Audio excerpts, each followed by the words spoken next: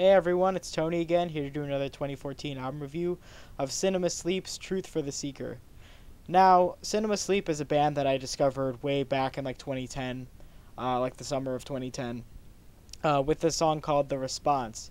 And when I heard the song, I immediately fell in love with it. I was a really big fan of the sound that Cinema Sleep was going for or was. I really liked just everything about it. I thought it was really cool. Like with the kind of metalcore chugging and like that kind of sound with like this post-hardcore kind of like guttural singing vocal that I always really loved. I've always had like a knack for that kind of vocal. I hate using that word, but I always kind of like that type of vocal style, and it was used really well on this song, and I was like, wow, like I really enjoy this. This is really cool, and Cinema Sleep immediately became like a really cool band in my opinion. I really enjoyed like their sound and everything.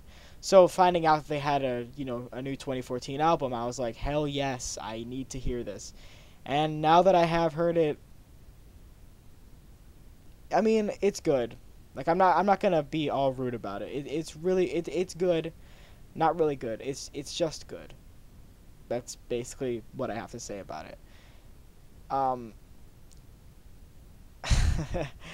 all right. So basically, this album, it has aspects of what they used to sound like with the response, but at the same time, it seems like they're taking away a lot of aspects about it. Like, first off, the studio quality is not very good. At least to me, I don't think it sounds very good. His vocals sound really weird in the mix. They sound like they're coming from a distance. I don't even know. They sound so weird, and especially over this like not very well recorded music at all. It doesn't really go together. And I think that's the one of the main reasons I'm not a fan of this record is because the studio quality. And I'm not saying like the band had any part to do with that. It's just like I don't know. It just doesn't sound as good as like their old stuff.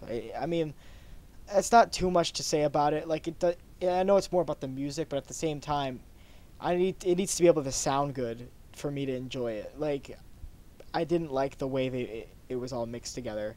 Um, I don't know. It has a very awkward. It's very awkwardly put together, and I don't really enjoy that. So the studio quality is not a very good part of this album right from the get go. I don't know if it is to anyone else. If anyone else heard it and they enjoyed it, I don't know. Whatever. But that's just something personally for me that I don't enjoy about this record. And second, um, the music is not as innovative as it was when it was back in the day.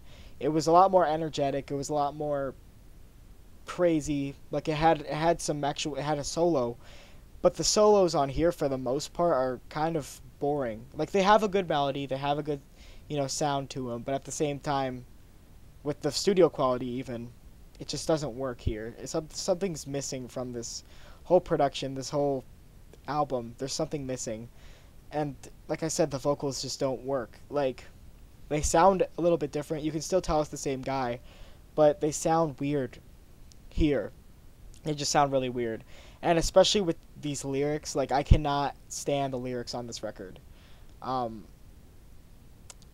I don't know. Overall, like it could be good if it had better quality and more creativity that they had back in the day and the sound that they had back in the day. I don't want to compare it to what they used to have, but at the same time, when it's such a downgrade from like what they used to be, I don't have much to say about that.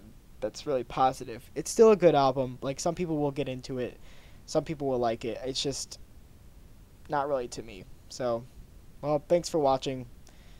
Check it out. Check out their older stuff. You probably will enjoy their older stuff, and if you like this, you might not like their old stuff. Who knows? But check it out. Check out their old stuff, like I said, and that's it. See ya.